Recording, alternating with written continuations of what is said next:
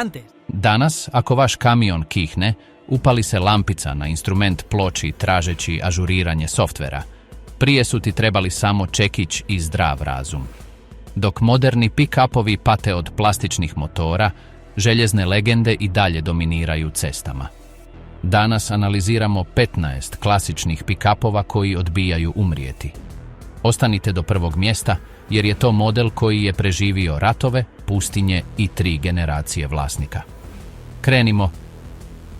Broj 15. Ford F-150 generacija Bullnose. Kad govorimo o Fordovoj F-seriji između 1980. i 1986. ulazimo u sveto tlo pouzdanosti. Ova generacija je popularno poznata kao Bullnose zbog svog robusnog i četvrtastog prednjeg dijela koji se čini da se odlučno naginje naprijed. Iako mnoge oduševljava zvuk V8 motora tog vremena, pravi dragulj u kruni i razlog zašto se ovaj kamion smatra tenkom je njegov 300 kubičnih inča redni šestocilindrični motor.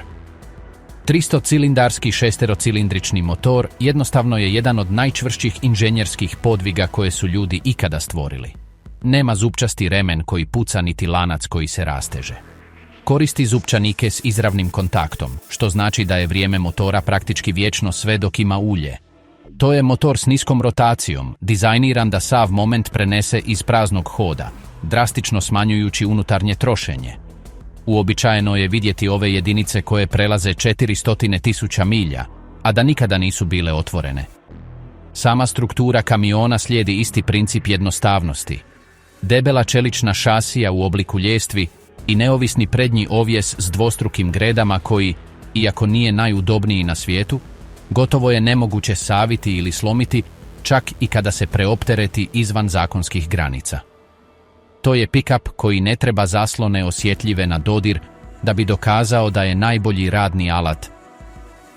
Broj 14. Chevrolet C-Series kvadratna karoserija. Malo je silueta koje su toliko ikonične u svijetu kamiona kao Chevrolet CK proizveden između 1973. i 1987. godine. Poznato je kao kvadratno tijelo, a njegovo ime sve govori. Radi se o dizajnu ravnih i funkcionalnih linija, gdje se smatralo da je svaki panel izdržljiv i prije svega jednostavan za popravak.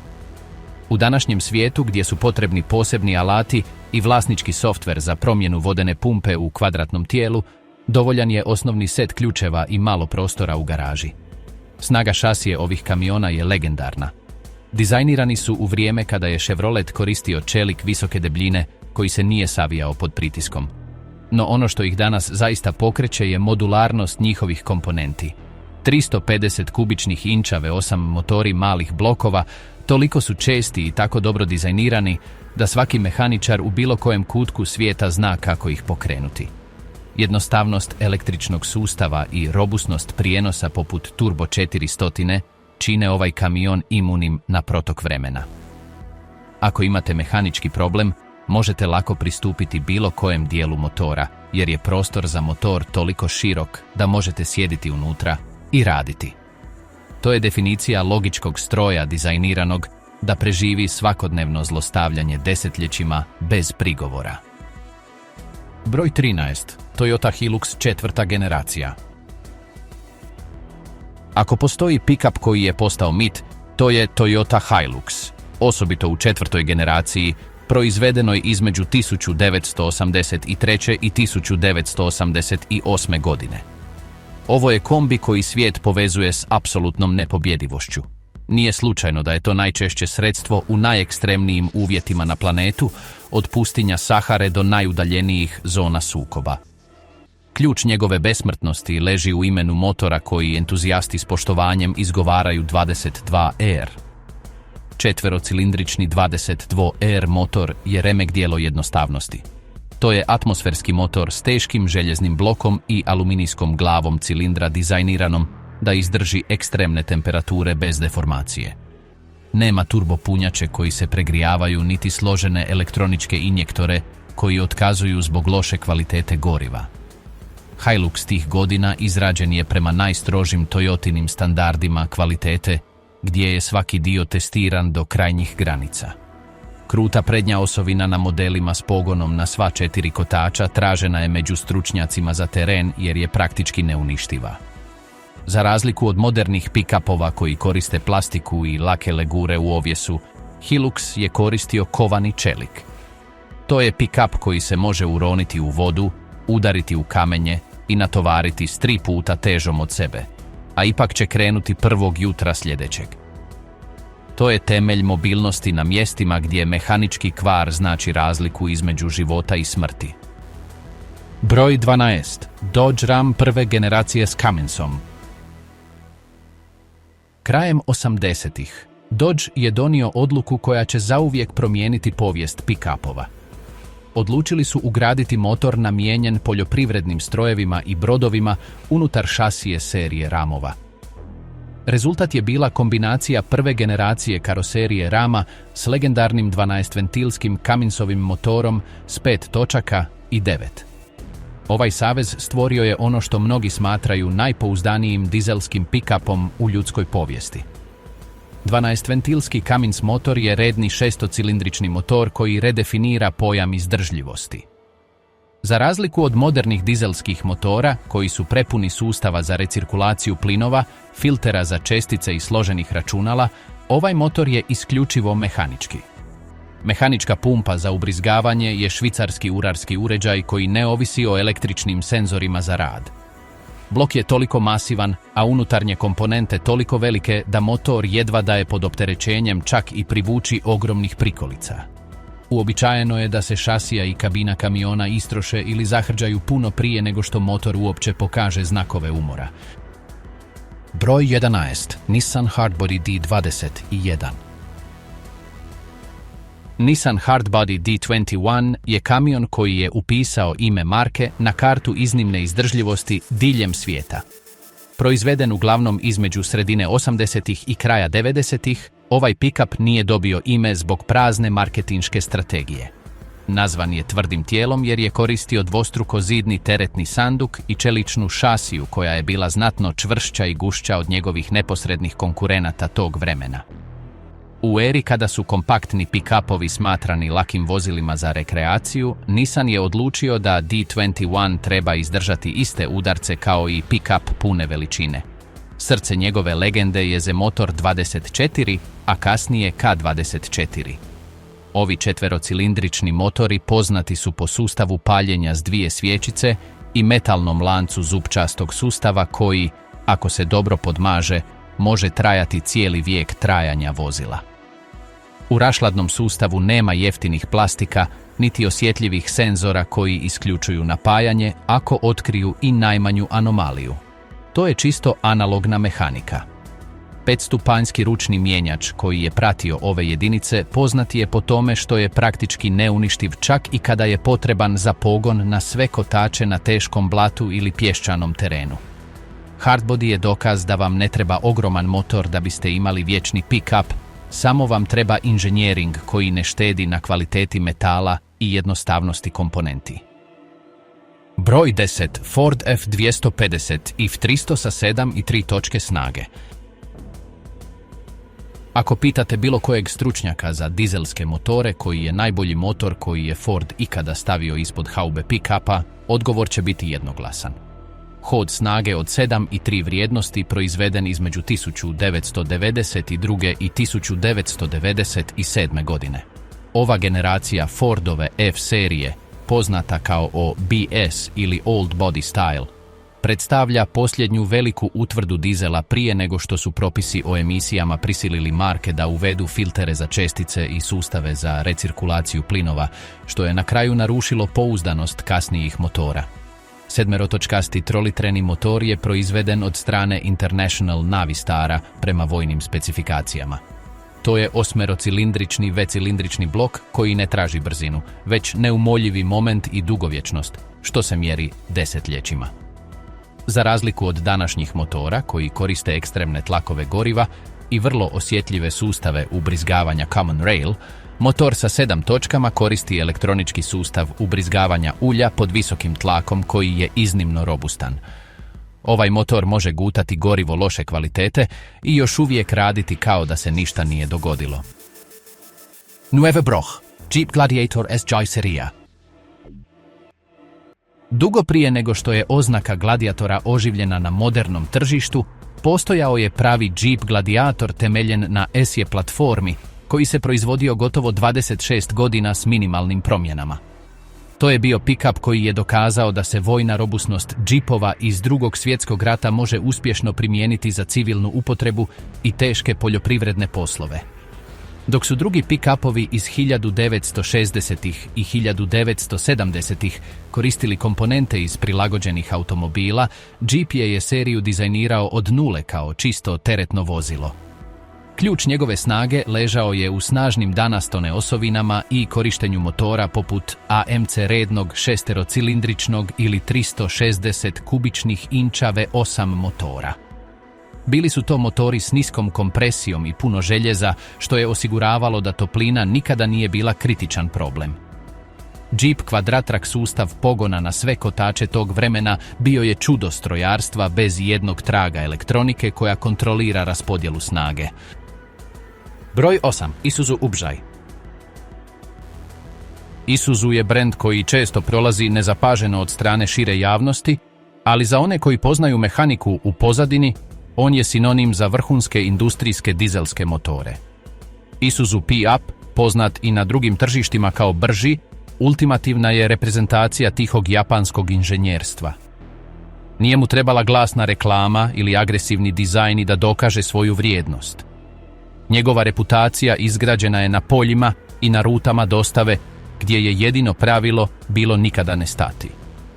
Ono što čini Isuzu UP jednim od najneuništivijih pick-upova u povijesti je njegov dvotočkovni, dvolitreni dizelski motor. To je mali stroj po dimenzijama, ali golemi po otporu. Dizajniran je prema istim standardima koje Isuzu primjenjuje na svoje motore za teške kamione i industrijske generatore. Nema luksuza. Nema nepotrebnih komponenti. To je željezni blok s mehaničkim sustavom ubrizgavanja koji se može popraviti osnovnim alatima usred ničega. Šasija je bila iznenađujuće lagana, ali iznimno kruta, što mu je omogućavalo nošenje težine koje bi posramile veće moderne pick-upove. Broj 7. Toyota Tacoma prva generacija, 995 do 2004. Prva generacija Toyota Tacoma nije samo pick-up, to je ekonomski fenomen. Ako danas pokušate kupiti jedan na tržištu rabljenih, shvatit ćete da je njegova preprodajna vrijednost jednostavno apsurdna. Jedinice s više od 300.000 milja prodaju se po cijenama koje bi vam omogućile kupnju modernog sedana gotovo novog. Ali zašto se to događa? Odgovor ne leži u luksuzu ili sirovoj moći, već u jednoj riječi – integritetu. Toyota je dizajnirala Tacomu kao zamjenu za legendarni Hilux na sjevernoameričkom tržištu, tražeći civiliziranije upravljanje, ali bez žrtvovanja strukturne čvrstoće. Tajna njegove dugovječnosti leži uglavnom u petotočkovnom četverolitarskom V6 motoru, koji mnogi mehaničari smatraju jednim od najboljih motora ikad proizvedenih u japanskoj marki. Za razliku od modernih V6 motora, koji su stisnuti u male motore ispunjene vakuumskim crijevima, 5 Velte je prostran motor s unutarnjim komponentama dizajniranim da izdrže 500.000 milja bez otvaranja bloka. Sustav hlađenja je predimenzioniran, a elektroničko upravljanje toliko osnovno da je teško da išta katastrofalno zakaže. Broj 6. Chevrolet Silverado i GMC Sierra GMT 400. 400 GMT platforma koja je krajem 80-ih i tijekom gotovo cijelih 90-ih dala život Chevrolet Silveradu i GMC Sierri predstavlja savršenu ravnotežu između stare škole američke snage i moderne udobnosti. Prije ove generacije, pick-up kamioni su bili bučni, neudobni i teško ih je bilo voziti u gradu. Chevrolet je promijenio pravila igre uvođenjem neovisnog prednjeg ovjesa koji je omogućio ovim pick-upovima da se voze gotovo kao luksuzni automobili, ali su zadržali čvrstu stražnju osovinu i šasiju punog profila sposobnu za vuču tona. Pravi dragulj ovih kamiona je petočkasti motor s 7 litara, poznat kao 350. Ovaj motor je definicija trajnosti za jednostavnost. koristi središnju bregastu osovinu i potisne klipnjače, tehnologiju koju je Chevrolet usavršavao desetljećima kako bi bio nepogrešiv. Nema složenih faznih pogona, niti dugih lanaca vremena koji se protežu kroz vrijeme. Izrađen je od lijevanog željeza i konstantnog momenta.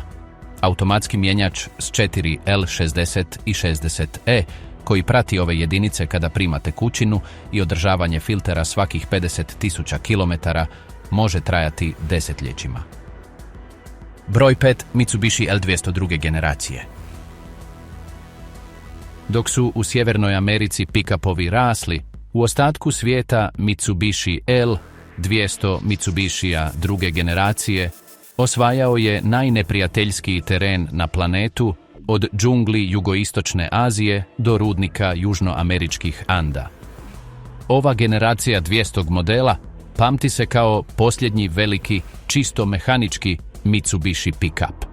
U ovom kamionu nećete naći računalo koje odlučuje koliko snage poslati na svaki kotač, niti sustave kontrole proklizavanja koji usporavaju motor kad otkriju proklizavanje.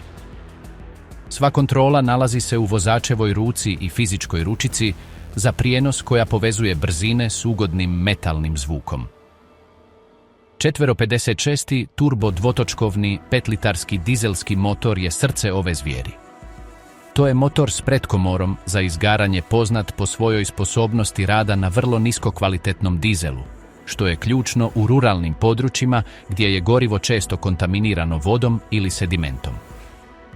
Jednostavnost mehaničke pumpe za ubrizgavanje znači da čak i ako baterija ili alternator otkažu usred ničega, možete upaliti kamion guranjem i on će nastaviti raditi bez potrebe za električnom energijom. Pogon na sve kotače je umjetničko djelo u mehaničkoj urarskoj industriji.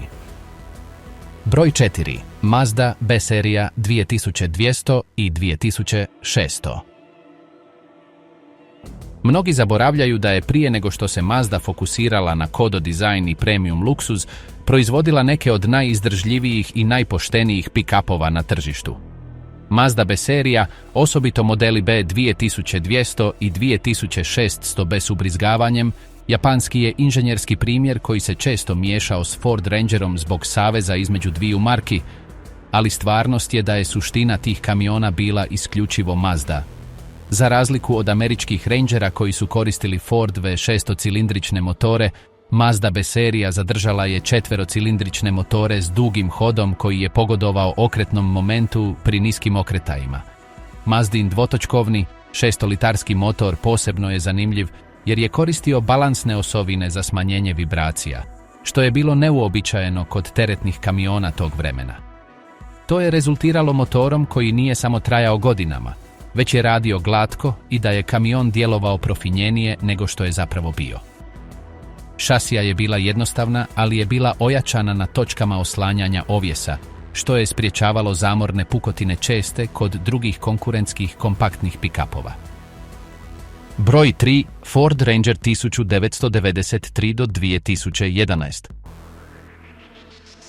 Ford Ranger iz tih desetljeća vjerojatno je najvažniji mali pick-up u povijesti Sjedinjenih Država i velikog dijela Latinske Amerike. Nije bio najbrži niti najudobniji, ali njegova jednostavnost učinila ga je omiljenim među flotama i freelancerima kojima je trebalo vozilo koje se može popraviti čekićem i ključem. Ono što ovu generaciju čini posebnom jest to što je Ford gotovo 20 godina zadržao istu osnovnu arhitekturu, što je omogućilo da se inženjering usavrši do razine mehaničke savršenosti koja je danas nemoguća. Postoje dvije mehaničke konfiguracije koje su Rangera uzdigle na besmrtni status. Prvi je 4-cilindrični, dvotočkovni, trolitreni motor poznat kao Lima motor. Ovaj motor je starinskog dizajna s izuzetno debelim blokom od lijevanog željeza koji može izdržati razine topline koje bi otopile moderne aluminijske motore. To je motor bez smetnji, što znači da čak i ako se zupčasti remen prekine tijekom vožnje, ventili neće udariti u klipove. Jednostavno stavite novi remen i nastavite dalje. Drugi dragulj je 6-cilindrični V6 s 3.0 litre nazvan Vulcan. Ovaj motor nije bio dizajniran za rad, već da traje.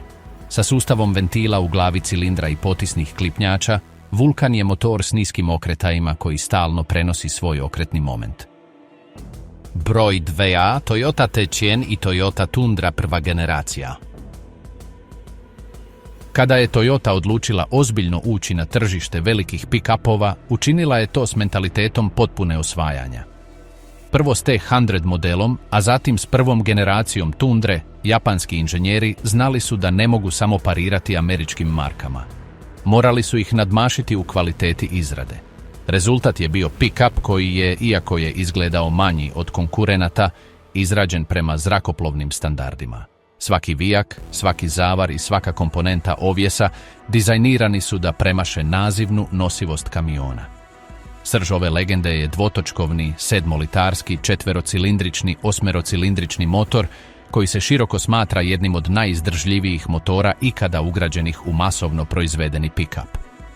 Ovo je poznati motor od 1.000.000 milja. Za razliku od većine V8 motora tog vremena, DOS UZ koristi blok od lijevanog željeza umjesto aluminija, što mu daje neusporedivu toplinsku stabilnost i strukturnu čvrstoću. Unutarnje komponente, poput radilice i klipnjača kovane, su s tako preciznim tolerancijama da je habanje od trenja gotovo nepostojeće ako se koristi odgovarajuće ulje. Uobičajeno je vidjeti ove kamione s 4 ili 500 tisuća milja na brojaču kilometara kako rade s istom glatkoćom i tišinom kao i onog dana kad su napustili salon. Četverostupanjski automatski mjenjač jednako je robustan, dizajniran s velikim kvačilima za stalno vučenje bez pregrijavanja. Broj 1, Toyota Land Cruiser 70 serija Pickup.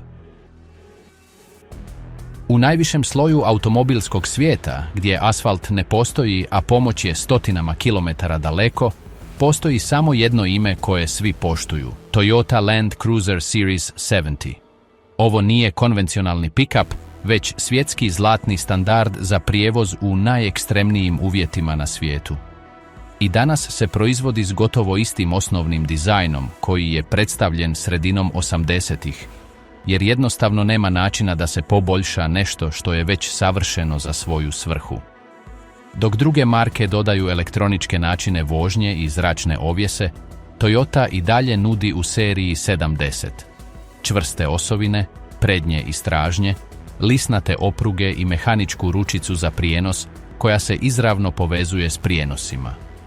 70. serija odbija se povući, jer je to jedino vozilo u koje Ujedinjeni narodi, humanitarne organizacije i rudarske tvrtke povjeravaju svoje živote. Šasija je čelična ljestve teškog presjeka koja je dvostruko deblja od bilo kojeg modernog pick-upa srednje veličine.